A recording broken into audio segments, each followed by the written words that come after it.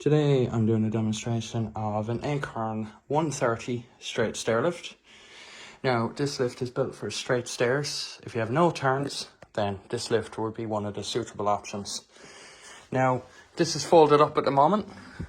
You can unfold it by lifting down the footrest, the seat, both armrests, and then you simply sit on and you're good to go. So the user would actually sit on this stair lift, and to go upstairs you can either use this side or this side. They both are bi-directional. So I'm pushing it up. It does take a few seconds for it starts moving, and away you go. And you keep that button held until you reach the top of the stairs.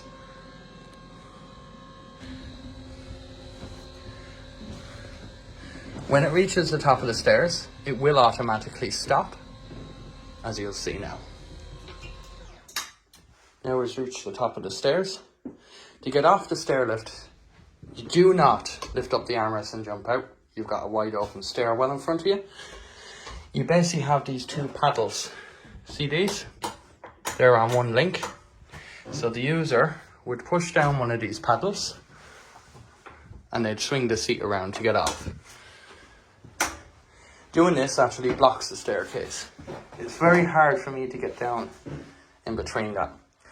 The user gets off, and you can either leave that seat there or leave it to someone else in the house to fold back around.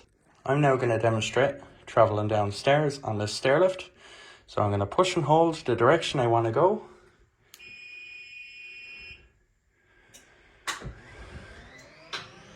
And away we go.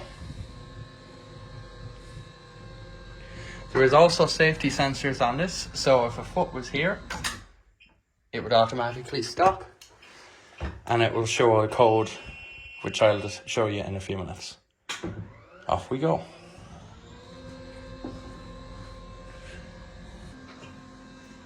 And once again, it stopped automatically. So, if there's an issue with the stair lift, we'd usually ask for what code is showing up here. So right now, that's showing C4. C means charging. If there was an issue, so E2, because I'm actually touching the safety edge, would mean an error, okay, or a fault. There's also F codes, which are more serious, and I'll leave that to your imagination and what that F stands for. So some features of this stair lift: you have a seat belt. You can only start that in one go. If you do let go, then it won't come up anymore. It's designed to stop a user, for example, who may be slouching down in the stair lift over a progressive period of time. So where a car seat belt will actually stop on impact, this will actually stop the second you let go and try to pull it again. That's not moving unless you go back to the start. And it clips in here just like a normal seat belt. To fold it up, you lift up the armrests, lift up the seat, and you can lift this up with your hand or use your foot, and that's it, stowed for the next time it's to be used. There is also remote controls with these stair lifts. So one you'd usually have hanging here and one up the top of the stairs, and that's for the user to call the stair lift up or down. So a bit more of a in-depth look at the swivel seat. While it's folded, I can show you a bit easier, but basically when you get to the top of the stairs, you push down this lever, or that one, and you can swing the seat around and it'll lock in 45 degrees, or it'll also lock in 90. You must ensure that seat is locked in before you get off, otherwise there's a chance that that seat could swing back, and you're going down the stairs in a hurry, quite frankly. If you want to prevent kids accessing this stair lift, you can use this key. So I'm going to switch this key off and take it out. And now that stair lift will not move unless I have the key back in. Another feature of the stair lift is, if you're planning on not using this for a long period of time, the last thing you want is this thing charging continuously when it's not getting used, because you're constantly trickle charging the batteries. And in our opinion, that's what can cause battery damage, or even in worst case, venting, which means you'll have a rotten egg smell as the batteries gas out. We've seen this not necessarily due to it being sat there for a period of time, but a lot of the time, constant trickle charge without use can cause serious damage to the batteries. If you are going away, you simply, this off button is hidden on purpose. You switch this off. Then you would continue up the stairs. And right here is a transformer, and you'd switch that off as well.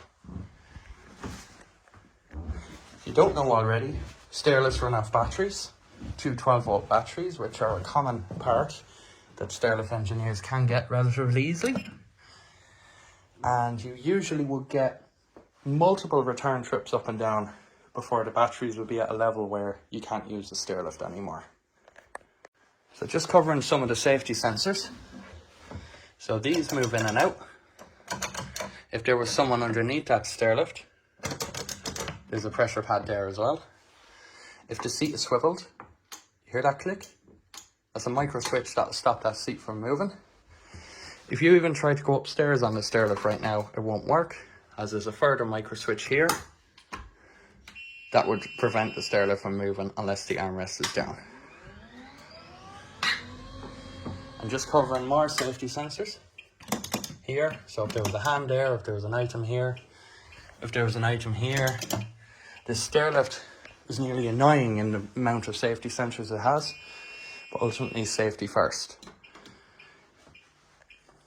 You can hear it beeping. The reason why that's beeping is I'm off the charge point. See, the Acorn stairlift actually charges on a charge strip here. So as you can see, that's where it charges, top and bottom. So if the stairlift isn't in a charge point, it's going to continuously beep for about 40 seconds until it goes into something called hibernation mode. And from there, it'll go to a semi-sleep state. Your batteries will go down over time if that's not put back on charge or switched off. Another thing to note about any stairlift for that matter is they bolt down to the steps. As you'll see, steps all the way up.